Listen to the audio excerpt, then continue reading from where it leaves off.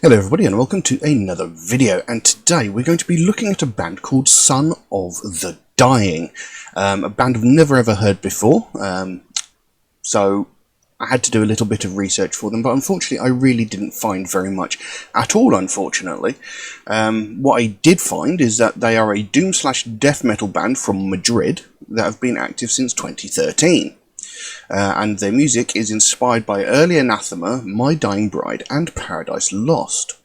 Now, as many of you might know, if you've been with my channel for a while, doom metal is possibly my favourite genre of metal. I really do enjoy my doom. And the fact that they're inspired by the likes of My Dying Bride, which is possibly my favourite band of all time, and Paradise Lost, I mean, they were the first band I ever saw live. I've really enjoyed their music all through the years. In fact, one of my earliest memories of listening to metal is hearing Pity the Sadness by Paradise Lost.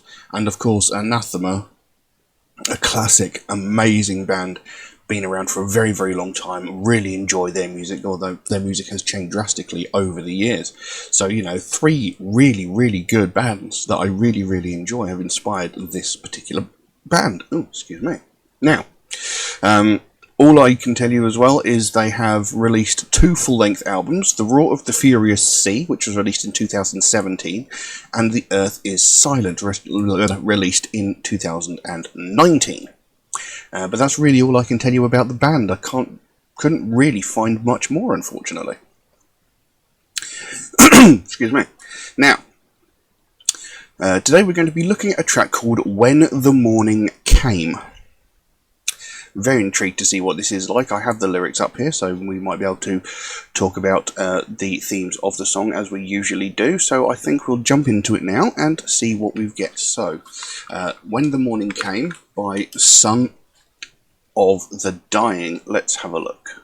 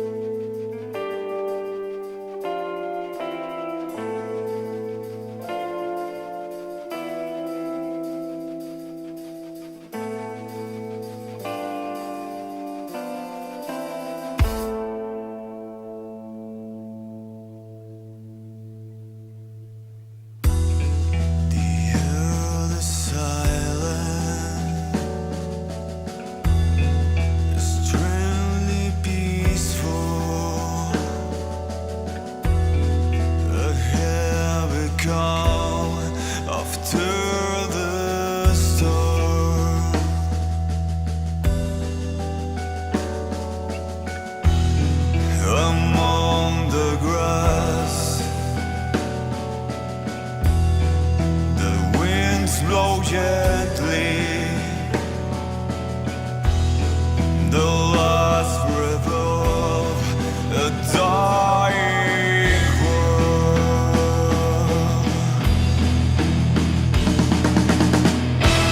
When the morning came, the angels took the day by night.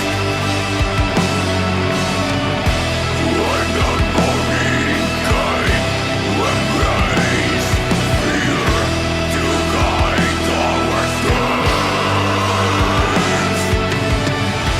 When the morning came, the earth was straight, water was sour. Everything was lost, the day after the earth, when the morning came.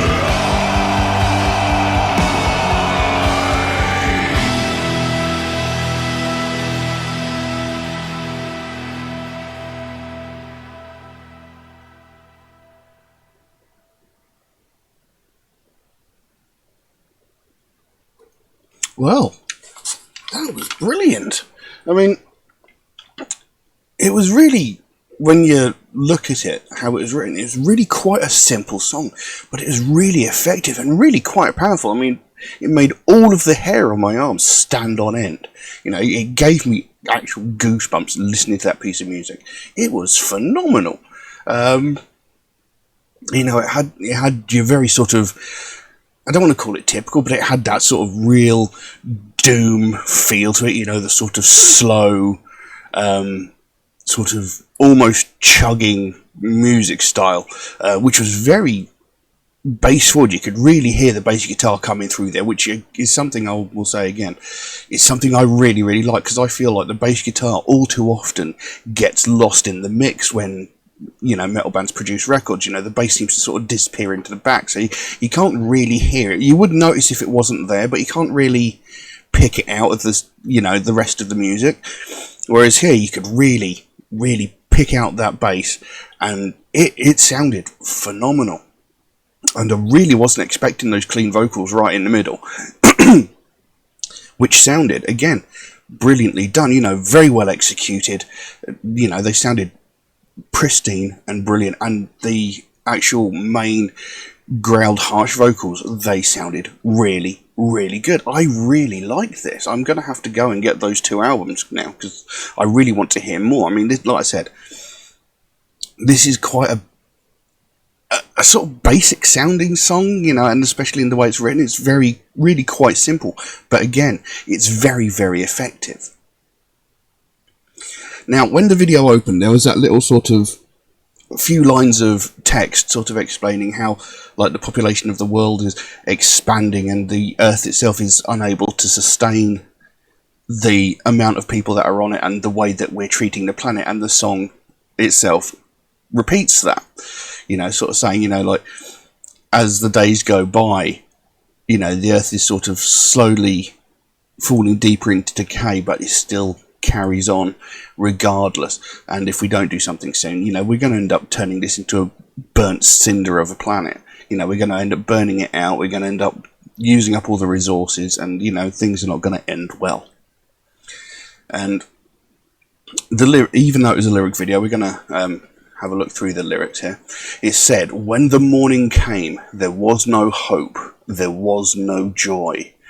When the morning came, the sun was white behind the clouds. When the morning came, there were no smiles, no caring words. Everything was lost when the morning came." So, you know, it's setting a really bleak tone straight from the outset. You know, when the morning came, there was no hope, there was no joy. So it's like, normally a new day brings hope, you know, a hope of promise. You know, what will today bring me? You know, what adventures do I have to look forward to today? What sort of exciting things can happen today? But as the Earth is slowly dying, you know, it's getting less and less likely that these sort of things happen. You know, like, and I mean, the video seemed very post-apocalyptic. You know, it was showing pretty much an empty world with that sort of, you know, the spinning merry-go-round and stuff, which has almost become a cliche of like post-apocalyptic Earth. You know, in almost every film where there's been like an apocalypse and they're living in a post-apocalyptic world, there is always a spinning merry-go-round every time. You know, and there's things like when the morning came, there were no smiles, no caring words. You know, because there was no, you know, there was, everything was just so bleak. You know, everybody was just sort of depressed and sort of falling in on themselves, sort of like, you know, what am I going to do? How am I going to survive this? How are we going to survive this? You know, that sort of thing. And everything was lost when the morning came. So as the new day, you know, and as the new day arose, you know, the whole world had sort of fallen apart beneath you, sort of thing. Anyway, carried on. When the morning came, everything was cold, everything was grey. When the morning came, we were all alone, abandoned and stray. When the morning came, mankind left its place in this shattered throne, the day after the end, when the morning came. And then came those clean lyrics, clean vocals, should I say. It said, the earth is silent, strangely peaceful, a heavy calm after the storm. Among the grass, the wind blows gently, the last breath of a dying world. And, you know, those words, whilst they are quite bleak and, you know, pretty depressing, they're just so beautifully written. You know, the earth is silent and strangely peaceful. You know, the world may have ended, there may have been like this nuclear apocalypse or, you know, what have you.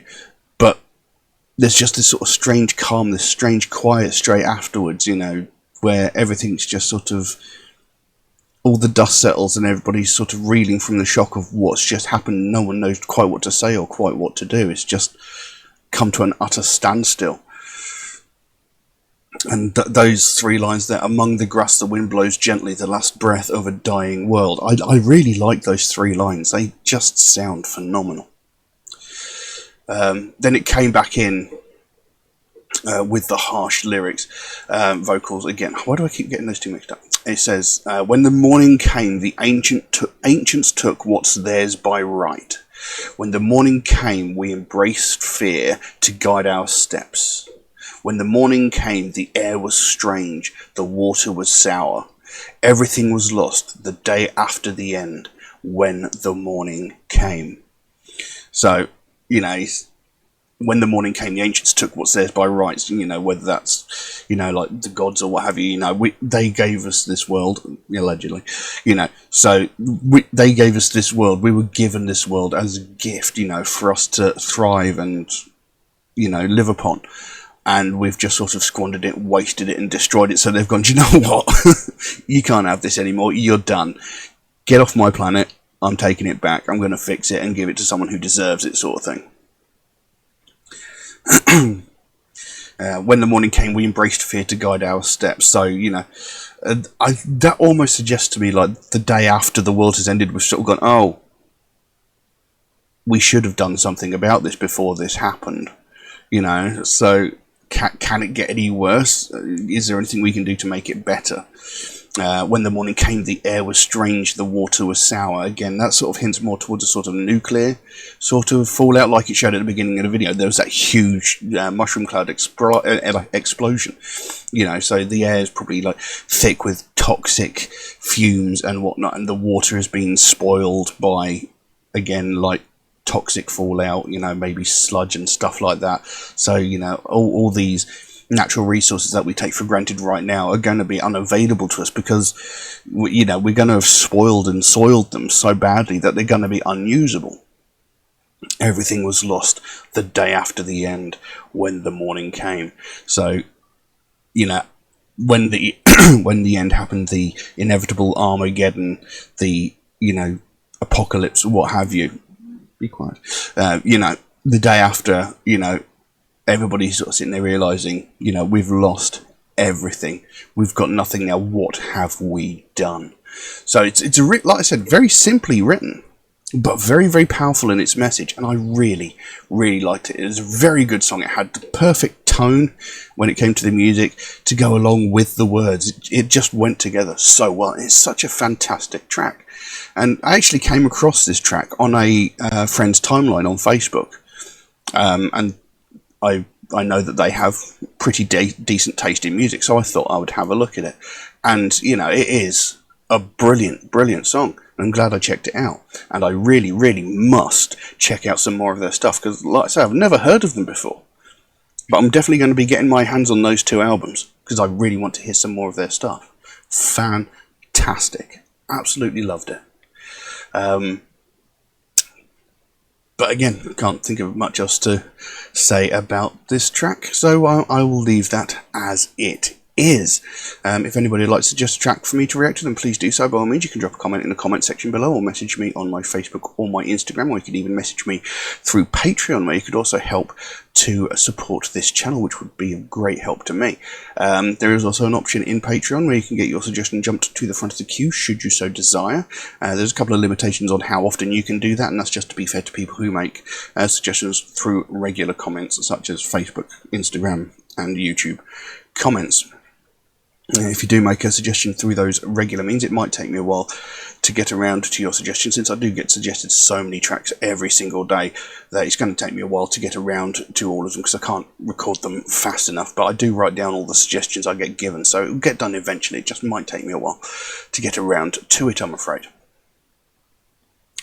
Also, Metalhead Reacts is a proud supporter of the Sophie Lancaster Foundation, a British-based charity whose main goal is to put an end to hate crimes, mainly those involving people of the alternative culture, but, you know, they want to put an end to all hate crimes.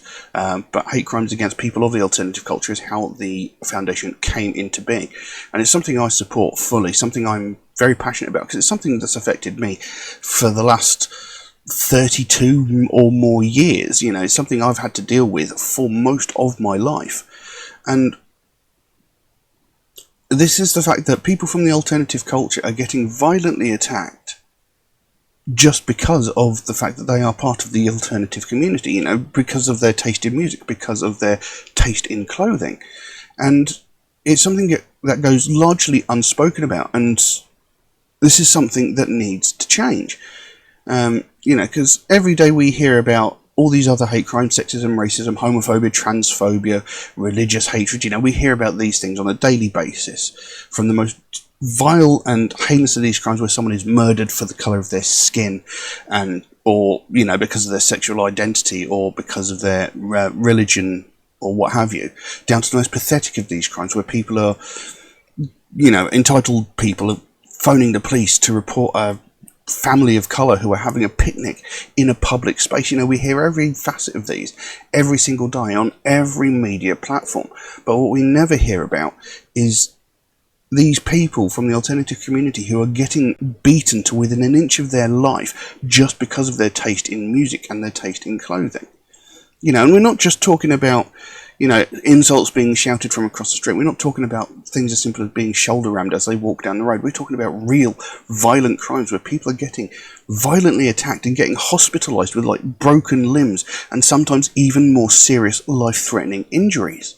But we never hear anything about this. The last time there was any widespread coverage of something like this happening was 13 years ago, when Sophie Lancaster and her boyfriend Rob Maltby were violently and brutally attacked by a group of 5 or 6 people who beat them, kicked them, punched them, knocked them to the ground, and stamped on their heads so violently that they both ended up in comas. Now, Rob Maltby, he did thankfully survive. He was in a coma for around about a week, maybe a bit longer, I can't remember exactly how long, but he did thankfully survive. Now, Sophie Lancaster, on the other hand, she was in a coma for 13 days before she succumbed to her injuries and she died. This young woman, she was 20 years old, was beaten to death just because of her taste in music, because of her taste in clothing. And like I said, this happened 13 years ago. This is the last time we heard anything about it. You know, we've not heard anything since then, really. But I know for a fact there have been hundreds, if not thousands, of similar cases of violence against people of the alternative community. But nothing's been said. You know, 2 years ago, a young woman in Glasgow, again, about 20, 21 years old, young woman in Glasgow was violently attacked twice on the same night by the same group of people, just because she was, you know, listening to alternative music, just because she wore alternative fashion. And this young woman was throwing a charity gig at a venue and had to go back to her apartment, which was about 5 minutes away from the venue she was working at. And in that space of 5 minutes between the venue and her house, she was attacked twice by the same group of people. And, you know, similarly, knocked to the ground, punched, kicked, brutally beaten. And the only reason that she managed to survive this, I think, was the fact that a passing taxi driver put an end to it. But even then, the taxi driver himself didn't actually check on her to see if she was alright. As soon as the group dispersed, he buggered off. He didn't check to see if she was okay. He just carried on his way. But this wasn't all over the news. Why not? We shouldn't have to wait for someone to die. We shouldn't have to wait for something like what happened to Sophie Lancaster to happen again for us to start talking about this. We shouldn't have to wait for someone's death before this gets spoken about. That's unacceptable. You know, people are getting brutally attacked and nothing is getting done, and that needs to change. And this is what the Sophie Lancaster Foundation is all about. You know, they want to put an end to this violence against people who might be perceived as different. You know, just because someone's got different opinions to yours doesn't give you the right to brutalise them. Just because someone has different tastes to you doesn't give you the right to brutalise them, to beat them, to attack them in any way. It's unacceptable. You know, they don't want to see another family go through what they went through when they had to watch their daughter slowly die over the course of 2 weeks because of the actions of a group of small-minded people who can't accept the fact that not everyone likes the same things. We cannot allow this sort of thing to carry on. Something needs to be done. So if you'd like to find out more about the Sophie Lancaster Foundation, there is a link to their website in the description below. You can go over there, find out what they're working on at the moment, find out what their main goal is, because they can explain that a lot better than I can. And if you can help them out in any way, obviously don't feel obligated to do so, but if you could help them out in any small way, whether it's a small donation through their website or something as simple as like one of these Sophie wristbands from their web store, maybe even that one should you desire it, you know, the smallest amount can make the biggest difference. And the sooner we bring more attention to this, the sooner we get more people talking about this, the sooner we can help to stamp out prejudice, hatred and intolerance everywhere. But I'm going to leave that as it is for the time being. Thank you all very, very much for watching, and I'll see you again soon. Bye-bye.